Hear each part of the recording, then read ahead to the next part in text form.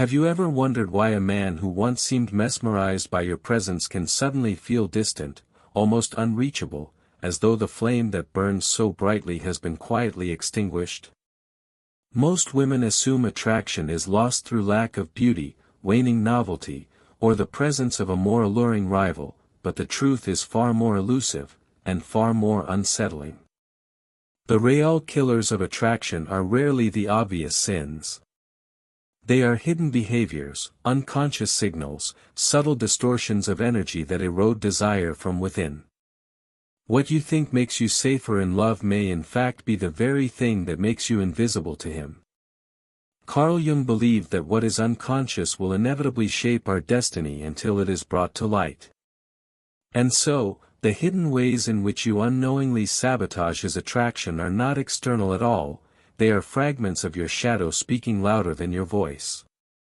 Attraction is a dialogue between two souls, yet too often the dialogue becomes distorted by fear, projection, and ancient wounds. A woman's unconscious patterns whisper into the silence of the connection, not through words but through energies that saturate every glance, every pause, every tone. You might believe that love is lost because of him, because he changed, because his attention strayed. Yet beneath the surface, your own unacknowledged behaviors often begin weaving the invisible threads that push him away long before either of you can name what is happening. It is not malice. It is not weakness. It is the shadow's demand to be seen, even if it destroys what you most long to keep. The first hidden behavior is subtle self-abandonment. When a woman dissolves her boundaries to keep a man close, she unconsciously teaches him to lose sight of her value. The archetype of the caretaker takes over, smiling, accommodating, pouring out endless energy, thinking this will anchor his love. But deep down, he feels the absence of her core. A man may not have the words for it, but instinctively he knows, a woman who abandons herself for him is not truly sovereign, and without sovereignty, desire evaporates. You can feel it in yourself, too, the gnawing fatigue of always giving, always bending, until you can no longer tell where you end and he begins. This collapse of self is not devotion, it is an unconscious plea for validation, and in its quiet desperation, it becomes repellent. The second hidden behavior is covert competition. You may never say it aloud, but the subtle energy of comparison seeps through. When the lover archetype is corrupted by insecurity, she does not bask in her radiance but constantly measures herself against imagined rivals. She watches for signs of his drifting gaze, overanalyzes the curve of another woman's smile, and in doing so, projects distrust into the bond. A man feels this projection as a heavy, unseen accusation. It tells him he is already guilty, already unworthy of trust. And so, instead of deepening intimacy, he withdraws. What you think will protect you from betrayal actually fertilizes the soil of distance. It is the paradox of control, clutching too tightly destroys what the open hand might have held with ease. The third is emotional dissonance, when words say one thing but the body and tone reveal another. Jung called it the split between persona and shadow, the mask you wear and the truth beneath it. You smile and reassure him you are fine, yet your energy trembles with resentment or unmet needs. You say you support him, but your eyes carry the silent demand, prove to me that I matter. This split corrodes attraction because men, attuned more to energy than they are willing to admit, feel the fracture. They cannot reconcile the contradiction, so they retreat into silence or distraction. It is not what you said, it is what you hid that kills the bond. Each of these hidden, a man may seem like he has vanished into distance without explanation, but often what he is retreating from is the quiet suffocation of hidden behaviors that seep into the atmosphere of the relationship. Attraction thrives in the oxygen of mystery, respect, and polarity, yet it suffocates when a woman unconsciously erases the very qualities that once made her luminous. The collapse does not come from a single catastrophic act but from the slow, invisible erosion of presence. This erosion begins with the smallest cracks, behaviors so subtle they masquerade as love, loyalty, or care, while secretly extinguishing the flame of desire. The fourth hidden behavior is disguised control. It does not announce itself as dominance but as suggestion, concern, or just helping. A woman begins to orchestrate his choices, correct his movements, dictate his pace of growth. Outwardly, she frames it as guidance, support, or even love. Yet beneath this mask lies the archetype of the mother overshadowing the lover. When he feels mothered instead of desired, a man instinctively resists. The polarity collapses, he no longer feels called to rise, only pressed down into submission. Jung warned of the animus, an inner masculine force that, when left unconscious, projects outward as criticism and correction. And so, what she believes will improve him only wounds his dignity. His soul does not say it, but it feels it, she does not trust me to be my own man. And with that realization, the hunger to claim her begins to fade. The fifth is emotional excess without containment. To feel deeply is not the problem, depth is what gives love its fire. The problem is when raw emotion floods without the banks of self-awareness to guide it. Rage becomes blame, longing becomes neediness, fear becomes panic.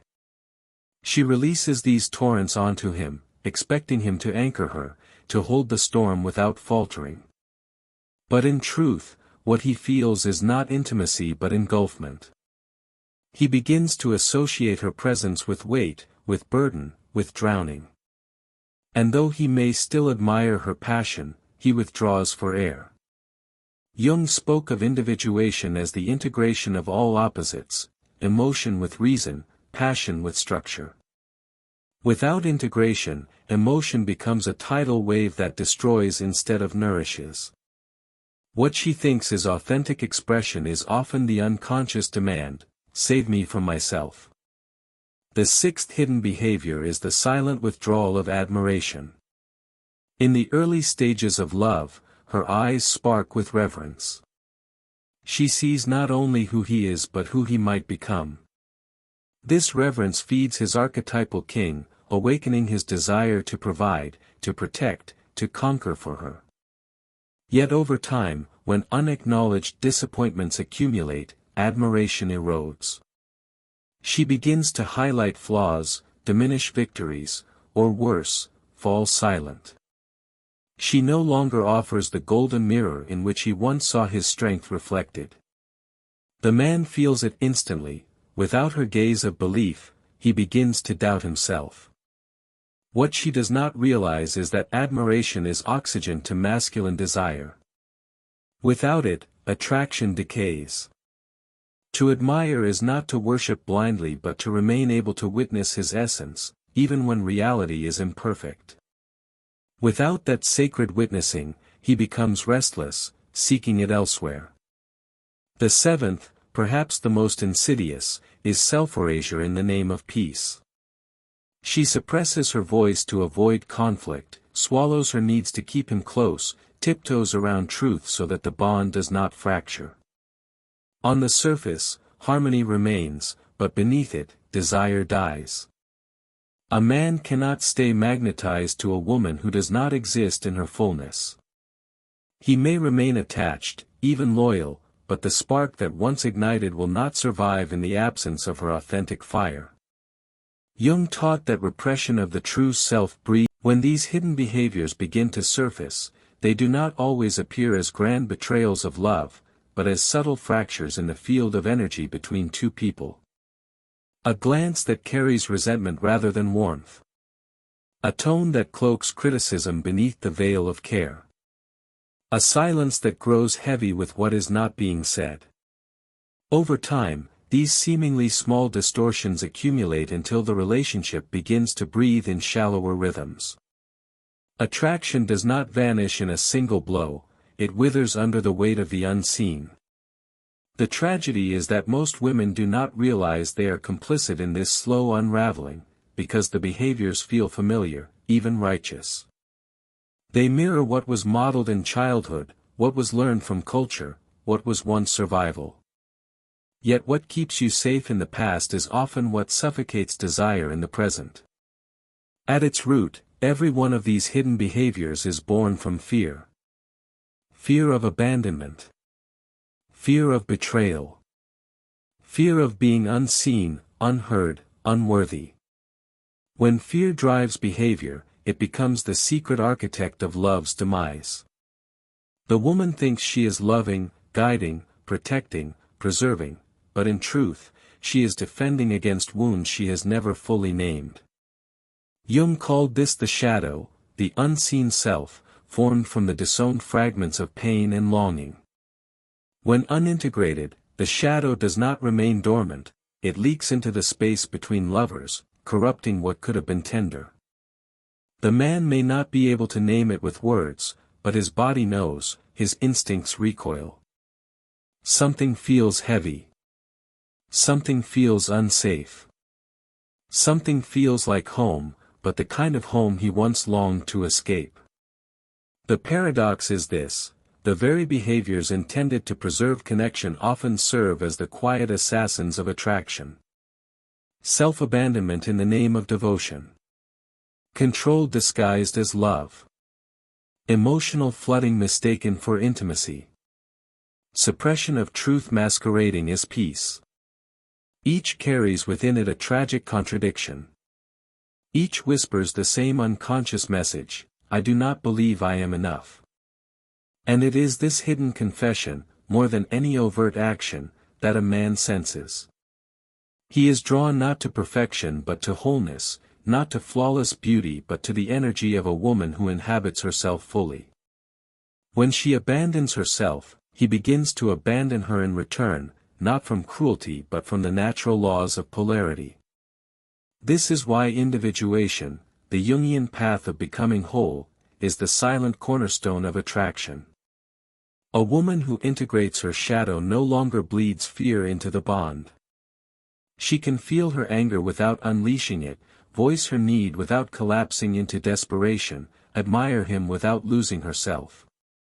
She can stand in truth even when it risks conflict, because she knows her worth does not live in his validation. This wholeness does not kill desire, it amplifies it. For men, attraction is not only about surface beauty but about the energetic resonance of sovereignty. To stand before a woman who embodies her full self is to stand before fire, dangerous, uncontainable, yet irresistible. And so, the work is not about fixing him, nor about memorizing tricks to hold his attention. It is about seeing the invisible threads of one's own shadow, pulling them into the light, and choosing differently. Attraction cannot survive where the self has gone missing. Desire cannot breathe where fear dictates every move. But when the unconscious becomes conscious, something miraculous happens. Love is no longer a desperate attempt to hold on, but a meeting of two whole beings who choose each other freely, again and again. The lesson is not to strive for flawlessness, but to courageously witness the shadow behaviors that live within you. The shadow does not announce itself in obvious forms, it often wears the costume of virtue. A woman convinces herself that her endless giving is generosity, not noticing how it erases her boundaries. She tells herself her vigilance is loyalty, not realizing it is suspicion whispering through her veins. She names her silence as harmony, when in truth it is fear dressed as peace. These disguises are persuasive, and yet the unconscious cannot be fooled. Energy never lies. A man feels the dissonance even when he cannot rationally explain it, and that unspoken tension begins to sever the bond long before words of departure are ever spoken. To understand why attraction dies in these ways, one must look to the archetypes that govern human connection. The lover archetype thrives on play, spontaneity, reverence, and freedom. She is radiant not because she tries to be, but because she allows her essence to shine unfiltered. When she is alive in her lover, a man feels the fire of polarity, he is drawn as if by gravity itself. But when hidden behaviors eclipse her, other archetypes hijack the stage.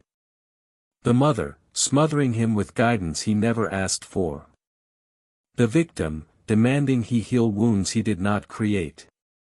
The judge, analyzing every word through suspicion's lens. These archetypes, when unbalanced, replace eros with obligation, desire with heaviness. And though he may stay physically present, something vital in his gaze begins to dim. Carl Jung insisted that every projection is a mirror. When a woman sees betrayal where none exists, she is not truly seeing him but her own unhealed wounds projected upon his face.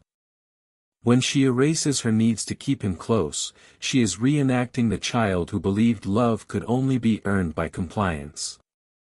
When she drowns him in unchecked emotion, she is not expressing intimacy but reliving the chaos of an inner world that has never known containment. These are not conscious choices but ancient patterns, waiting for awareness. And yet, the unconscious does not care about intent, it shapes reality all the same. A man feels the projection, the reenactment, the weight. He steps back, not because he wishes to, but because something in him whispers, this does not feel safe. Safety, though rarely spoken of in the language of romance, is the silent foundation of attraction.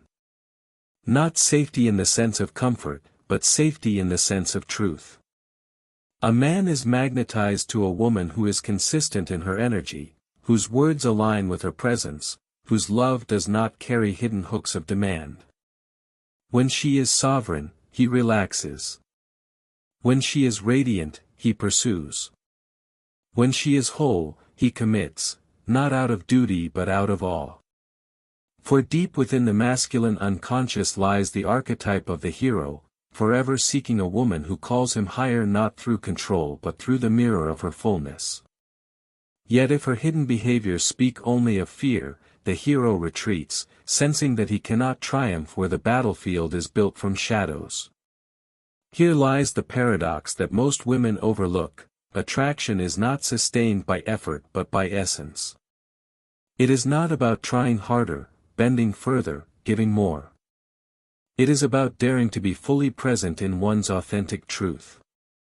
To say no when the soul recoils. To say yes when desire burns. To hold the balance between openness and selfhood, between tenderness and sovereignty.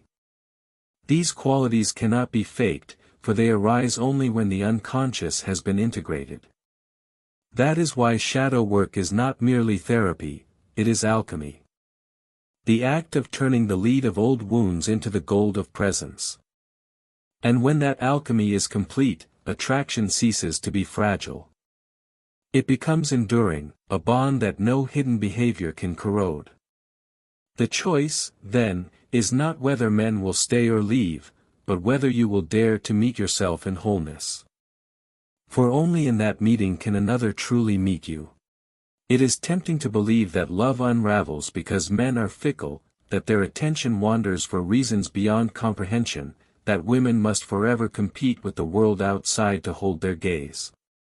But the deeper truth is less cruel and more revealing: men retreat not because of external rivals, but because of the invisible fractures inside the relationship itself. Those fractures, born of shadow behaviors, shift the current of energy until desire no longer flows with ease. The tragedy is that most women sense something is wrong, but instead of turning inward, they double down on the very patterns that created the distance. They give more, demand more, cling tighter, suppress deeper, feeding the fire of disconnection while believing they are extinguishing it. Attraction is not a puzzle of manipulation. It is a mirror of psychological wholeness. When a woman acts from fear, she collapses into archetypes that distort polarity. When she acts from integration, she embodies the radiance that no man can resist. Jung taught that individuation requires the marriage of opposites within, the union of strength and softness, clarity and compassion, independence and intimacy. Without that union, attraction falters, for what is fragmented within will always manifest as fragmentation without. The hidden behaviors are not random, they are the shadow's rebellion against wholeness. And until they are acknowledged, they will continue to sabotage love in silence. Consider how self-erasure masquerades as peace. In avoiding conflict, the woman silences her voice, believing this will keep the bond intact. Yet what he feels is not harmony but emptiness. Her silence does not soothe him, it unsettles him. For deep in the masculine psyche, desire is linked to aliveness. He craves the spark of her truth, even when it challenges him. Without it, she becomes a ghost in his arms, present, but without fire.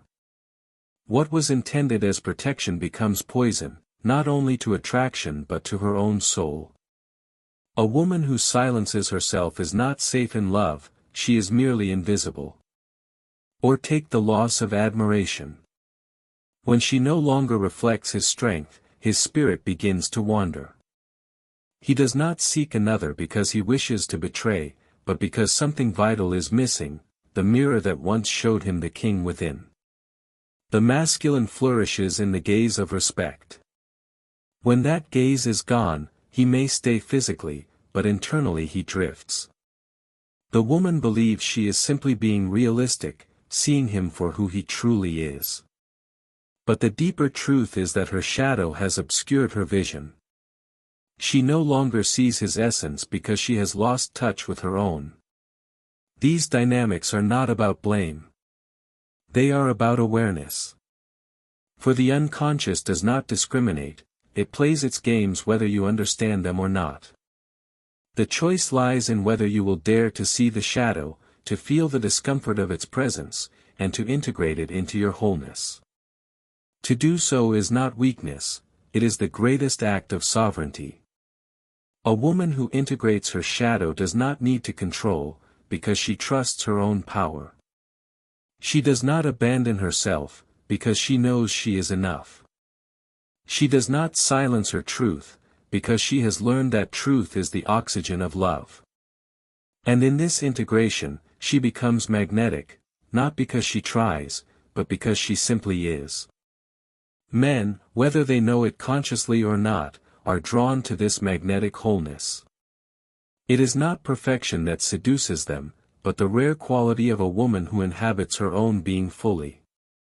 She does not beg for his gaze, she commands it. She does not fear his leaving, she trusts her own capacity to stand, with or without him. And in that stance, the essence of attraction is not found in effort but in resonance. When the unconscious shadow is allowed to dictate a woman's behaviors, the resonance shifts, and what once felt magnetic begins to feel heavy. A man may still speak of love, may even remain present in body, but the silent thread of desire, the current that made his soul restless for her, has been severed. And so, the question becomes not how to hold on to him, but how to reclaim the lost resonance within.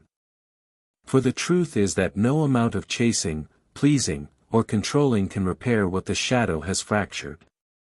Only integration can restore the current of attraction, because only wholeness can sustain desire. Integration requires a woman to meet herself where she has most feared to look. In the moments when she silences her truth, she must ask, what am I protecting, and at what cost? When she gives past her limits, she must whisper, what wound convinces me that depletion is love? When she criticizes his every step, she must see, is this about him, or about the part of me that I have not yet claimed? These are not easy questions, for they pierce the illusions that keep the shadow in power. But the woman who dares to ask them begins to dismantle the invisible architecture of sabotage. She ceases to project, and instead begins to integrate. And in that act, she shifts the field of energy between herself and him, often more profoundly than any external change could. The masculine psyche is attuned not to words but to energy. He feels when her devotion is radiant and free, and he feels when it is born of fear. He feels when her admiration is genuine, and he feels when it is withheld out of quiet resentment. He feels when her emotions are raw but contained, and when they are unleashed in ways that drown him. Men may not always articulate these sensations, but they act upon them instinctively. They lean in when the energy feels safe, and they pull away when it feels distorted. And so, attraction becomes less about what she says and more about what she embodies. Jung's wisdom was clear: until you make the unconscious conscious, it will direct your life and you will call it fate.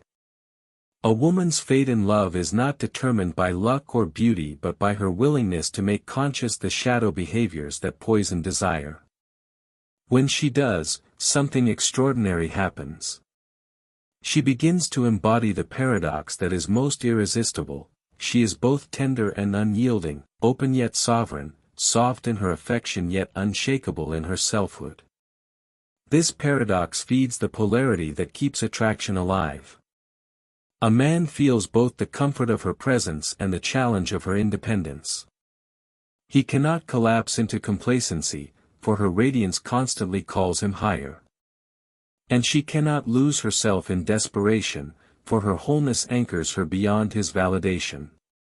Together, they create a bond that is not born of survival but of choice, not maintained by fear but by freedom. What you must realize is that attraction is not a static flame. It is a living fire that demands continual feeding, not with tricks, not with control, but with truth. Every time you abandon yourself, the fire weakens. Every time you silence your needs, the flame dims. Every time you project your wounds upon him, the light flickers. But every time you claim your voice, embody your boundaries, and honor your own essence, the fire roars back to life. This is the sacred paradox: the more you choose yourself, the more magnetic you become to him. The more you fear losing him, the faster he drifts away. For desire cannot survive in fear, it can only thrive in freedom. To see this is to reclaim power. To live it is to become the woman. The deeper one descends into this understanding, the clearer it becomes that attraction is never truly about the man, it is about the woman's relationship to herself. When she lives in alignment with her essence, attraction becomes inevitable. When she abandons that essence, attraction becomes impossible. Men do not leave because of small imperfections or occasional mistakes, they leave because the resonance of authenticity has been lost, replaced by the hollow echoes of fear. To see this is not to blame oneself, but to awaken to the immense power a woman holds in shaping the energy of connection. This power does not control him, it transforms her, and in doing so, shifts everything. Shadow behaviors, when examined, reveal themselves as survival strategies that have simply outlived their usefulness. The little girl who learned to stay silent in order to avoid rejection grows into a woman who erases her needs for the sake of harmony. The daughter who felt unseen unless she excelled becomes the lover who overgives to prove her worth. The adolescent who once feared betrayal becomes the partner who suffocates with suspicion. None of these behaviors were born in malice, they were born in pain. But when carried into love, they act as poison, not medicine. Jung understood this deeply: until the child within is integrated, she will continue to run the woman's love life from the shadows, repeating old wounds under the illusion of fate. This is why shadow work is not an abstract concept but the very foundation of attraction. For as long as a woman believes she must hide, silence, or overextend to be chosen, she will project that fear into the bond. And as long as she projects it, he will feel the weight of a love that is conditional, fragile, and laced with desperation. But when she faces the shadow, when she holds the trembling child within her arms and whispers, "You are enough," something miraculous shifts. The fear no longer drives. The behaviors no longer control. She becomes whole, and in wholeness, she becomes irresistible. Men are drawn to wholeness not because it flatters them but because it awakens something primal in their own psyche. In the presence of a woman who does not beg, who does not contort, who does not diminish herself for love, a man feels the stirring of his archetypal king. He rises, not out of obligation, but because her energy calls forth his greatness. He seeks her, not because she manipulates, but because her sovereignty makes him hunger for her presence. She is not safe because she clings, but because she stands. She is not magnetic because she performs, but because she embodies. This is the secret the shadow tries to keep hidden. When you choose yourself, you do not lose him, you ignite his deepest desire to choose you in return. Every relationship becomes a mirror. When he withdraws, it is not always because he has lost interest, but because he feels the shadow pressing against him. When he grows silent, it is not always rejection, but a sign that the energy between you has shifted. To interpret these signals through fear only deepens the wound. To interpret them through awareness opens the door to transformation. For the woman who dares to pause, to reflect, to ask herself what unseen pattern may be playing out, gains something greater than control, she gains freedom. Freedom to choose differently, freedom to embody truth, freedom to love without fear of loss. And in that freedom, attraction breathes again. It becomes not a desperate chase but a living flame, fed by sovereignty, truth, and radiance. The hidden behaviors no longer dominate, because they have been brought into the light. And as Jung said, the privilege of a lifetime is to become who you truly are. In love, this privilege is the key to eternal magnetism. What is rarely spoken aloud is that attraction is not fragile when it is rooted in authenticity. It is fragile only when it is fed by masks. When a woman lives in pretense, silencing her truth, overextending her care, disguising her fear, she creates a love that cannot withstand time. A man senses the hollowness, the hidden cost behind every gesture. He may remain, but his desire weakens, for attraction thrives only in the presence of essence. And essence cannot be faked. It is either lived or lost. This is why the work of integration is the most seductive act a woman can undertake. To integrate is to gather the fragments scattered by fear, shame, and old wounds, and to call them home. It is to see the child who once begged for love and tell her she no longer has to perform. It is to face the critic who whispers that she is unworthy and to silence him with truth. It is to claim every part of herself, the light and the shadow, and in doing so, to become whole. This wholeness radiates, and men feel it as irresistibility, though they may not understand why. They cannot name the magnetism, but they are drawn to it like moths to flame. In Jungian terms, this is individuation, the process by which a woman ceases to live as fragments and becomes her full self. Individuation is not abstract, it is profoundly practical. It means she no longer clings to him for validation, because she validates herself. She no longer erases her needs for peace, because she knows peace without authenticity is illusion. She no longer floods him with unchecked emotion, because she has learned to contain her own storm. She no longer competes with imagined rivals, because she recognizes that her radiance is incomparable. In this way, individuation does not only heal her, it restores attraction. For nothing is more magnetic than a woman who needs nothing, yet chooses everything with full awareness. To a man, such a woman is both sanctuary and challenge. Sanctuary, because her energy feels clear, untainted by desperation. Challenge, because her sovereignty calls him into his own. She does not mother him, she does not manage him, she does not manipulate him, she meets him. She meets him as an equal, yet also as a mystery. She reveals herself, but never erases herself. She invites him in, but does not collapse if he declines. This balance is the alchemy of polarity, the tension that fuels desire without suffocating freedom. And in this alchemy, attraction does not simply survive, it deepens. The hidden behaviors, once recognized, lose their power. They no longer whisper from the shadows, for they have been brought into light. Where once she abandoned herself, now she stands. Where once she controlled, now she trusts. Where once she silenced, now she speaks. These shifts may appear small, but energetically they are seismic. A man feels it instantly. What once repelled him now draws him closer. What once burdened him now inspires him. What once dimmed his desire now reignites it. He cannot explain why, but he is pulled toward her, not by obligation but by instinct. For her wholeness awakens his own.